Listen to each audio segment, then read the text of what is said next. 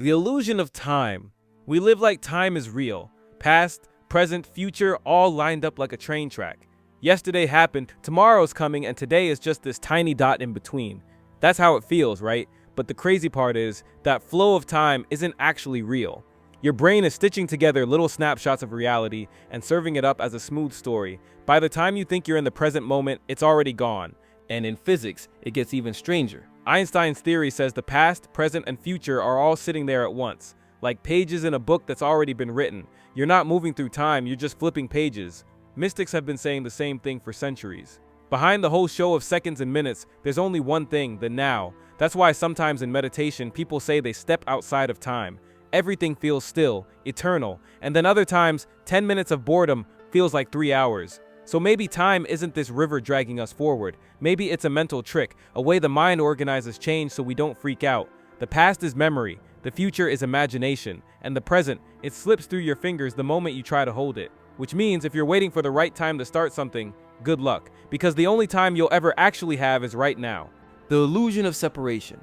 From the time we were kids, it feels obvious. This is me, that's you, this is my body, my mind, my life, and everything else out there. Other people, nature, the universe. But the thing is, that line between me and everything else doesn't really exist. Take a breath. The air that was outside a second ago is now inside you.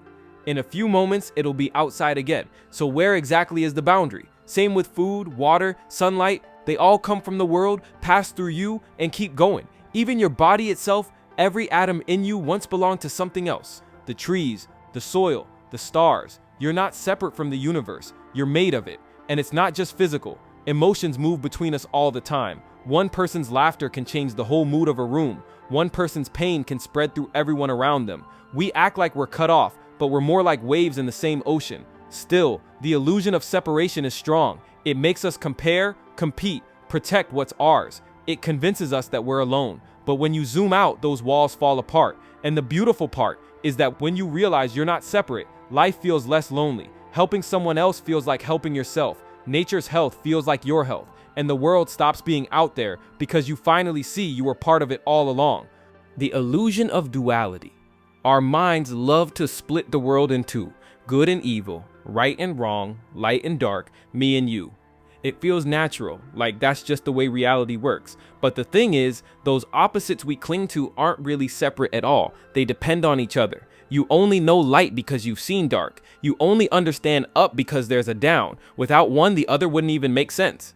And yet we live as if these divisions are solid, as if there's this eternal war between opposites. But when you look closer, they're part of the same whole, two sides of one coin. Day and night aren't enemies, they're a cycle. Life and death aren't rivals, they're phases of the same process. The illusion of duality tricks us into thinking reality is split, that we're here, the universe is there, that joy is separate from pain, that self is separate from other. But the more you zoom out, the more the lines blur. And maybe that's the point. Maybe instead of fighting to pick a side, we're meant to see that both are necessary. That opposites aren't really opposites, they're partners. And once you see that, the world feels less like a battle.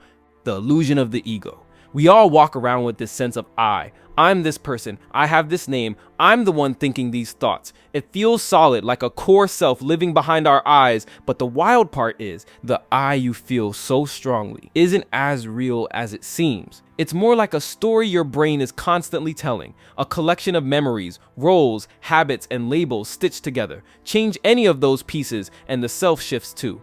Think about it. The person you were 5 years ago, is it the same body and same mind you have now? No. Your tastes, your beliefs, even your personality, they've all shifted. So which one is the real you? The ego loves to say, this is who I am, but it's more like a moving target, shaped by every experience and every thought. And the moment you look for it directly, there's nothing solid to grab onto. That doesn't mean you don't exist. It just means the you you're clinging to might be more like a mask than a permanent self. A character the mind plays so it can navigate the world, but when you loosen your grip on the ego, life feels lighter. You stop defending an identity that's always changing anyway. You stop taking things so personally, and you start seeing yourself less as a fixed I, and more as a flow of experience, constantly shifting, constantly alive. The illusion of meaning. Humans are storytellers by nature. We don't just live life, we explain it, frame it, give it a reason. A breakup isn't just a breakup, it was meant to teach me something.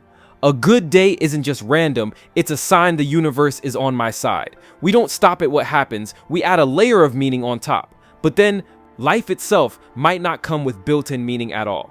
It's not like trees grow with a label saying, "This is your purpose," or storms arrive with a note explaining why.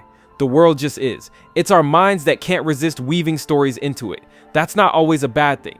Meaning is what gets us through the hard stuff. It's why people say things like, "Everything happens for a reason," or find strength in their faith, their art, their work. It gives us direction, it gives us comfort.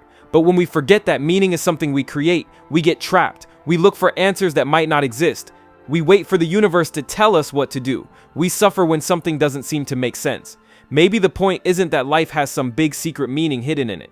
Maybe the point is that we're the ones who make it meaningful. We're the ones painting the canvas, telling the story, deciding why it all matters. And in a strange way, that's freeing. Because if life doesn't hand you meaning, it means you get to write your own.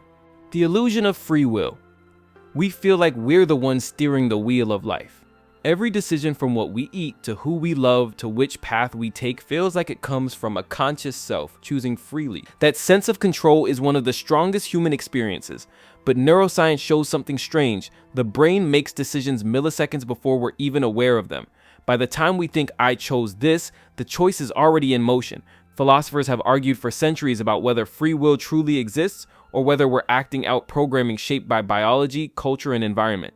Mystics go even further, suggesting the chooser itself is an illusion. The ego takes credit for actions, but life may be unfolding on its own, with thoughts and impulses simply arising. The illusion is believing there's a separate self authoring every choice. In reality, choices are the product of countless causes, genes, experiences, emotions, even random chance. Awareness may be the only real freedom we have, noticing the process rather than controlling it. The illusion of value. We move through life treating certain things as if they have fixed, absolute worth: money, gold, diamonds, social status, fame. But the strange part is, value isn't built into any of those things. A diamond is just carbon. Paper money is just ink on paper. Even numbers on a bank screen only mean something because people agree they do. Value is a story, a collective belief that gives objects and symbols power. If everyone stopped believing a piece of paper was worth $100, it would instantly lose its magic. The same goes for things like status, titles, or luxury brands. They carry weight because the mind and society project meaning onto them. The illusion is that value is permanent and objective. In reality, it's fragile, shifting, and entirely dependent on perspective. What's priceless to one person might be worthless to another. Once you see through this illusion, you realize that value isn't out there in the world, it's something we create in our minds. The illusion of choice abundance. We often think the more options we have, the freer we are. Walk into a supermarket and see 40 different kinds of cereal and it feels like abundance. Scroll through endless shows on Netflix and it feels like freedom. But the strange thing is, too many choices don't actually make us happier. They often make us anxious, indecisive, and less satisfied with what we pick. Psychologists call this the paradox of choice. When options multiply, the mind freezes up. You worry about making the wrong decision or regret the one you did make because maybe another would have been better. Instead of enjoying freedom, you get trapped in doubt.